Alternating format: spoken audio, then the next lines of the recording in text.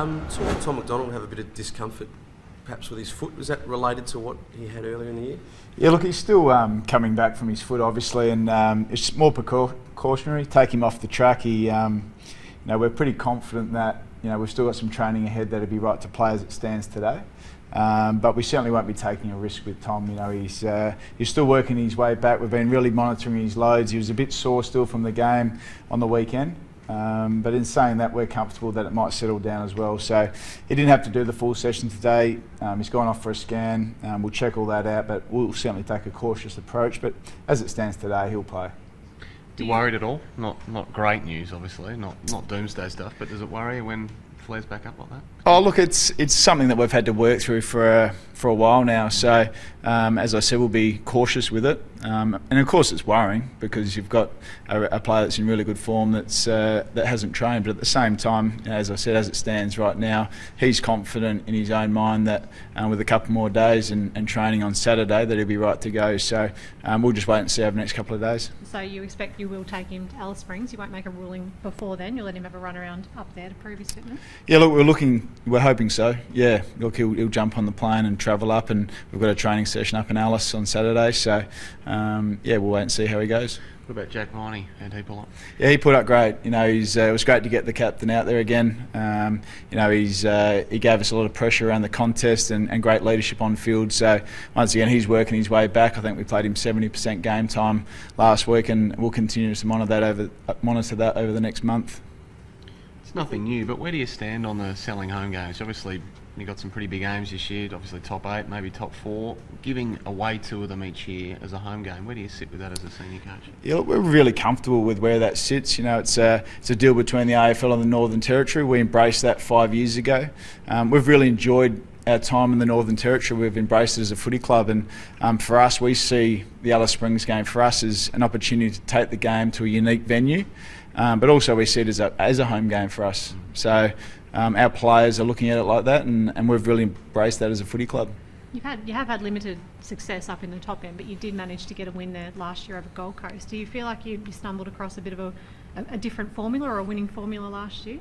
Oh, look, these things we've spoken about in the past. It's about building a really good footy team. And when we first went up there, we probably didn't have a great footy team. Now we're starting to head up there with a team that we feel confident in, that's got belief in the way they play, and have really improved. So those results will take care of themselves. With no disrespect to the teams that you've beaten, do you feel like this is a chance to grab a top 4 scalp, if that makes sense? Yeah, look, I'm glad you threw that in around not disrespecting, because I think that's really important that we don't.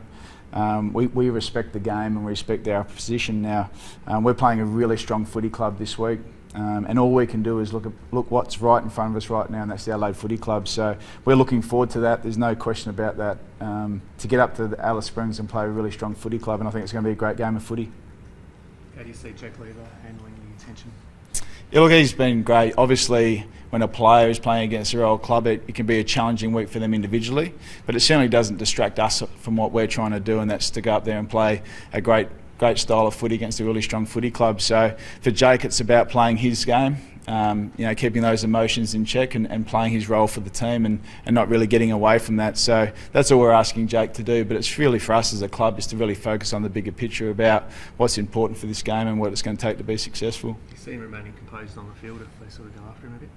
Oh, 100%. That's something that we've really focused on this year, is to channel our energies into the way we want the game to look, and our energy around the footy and our contest work. So that's the way it'll remain.